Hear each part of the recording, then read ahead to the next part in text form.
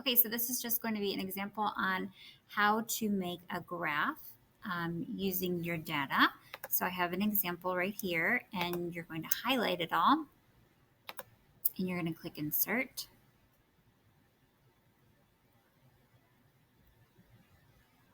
And then you're going to click Chart.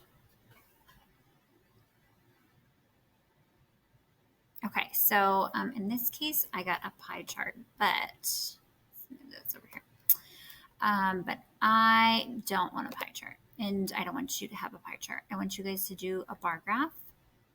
Okay, so there's all sorts of different graphs right here. We're just gonna do this column chart.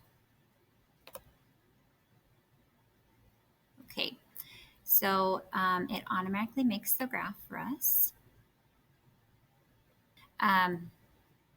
Okay, so I got my labels down here. Your labels right now will only be each goal for August. And then as we go adding in more information throughout the year, then we will have, for example, in December, we'll have goal 1 for August and December. And so we'll be able to see those side to side. We're not going to see that right now, though. Or at least I don't think we will. Okay, so the next thing we can do is we can customize this, and we are going to add in our chart, some chart information. Okay, so our chart title, something about our progress monitoring. So we're going to do Spanish self, let's see, evaluation.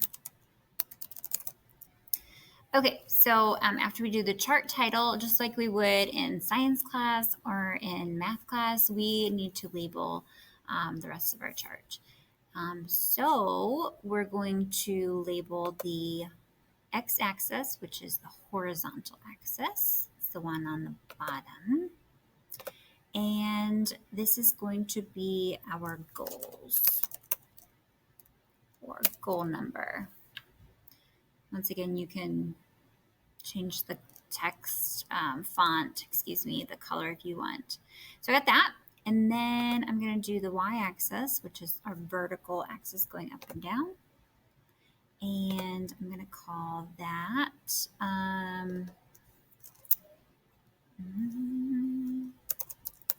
proficiency from 0 to 10. Okay, and that is what we do. And then we have our chart. So you can move it around, and I still have my data there.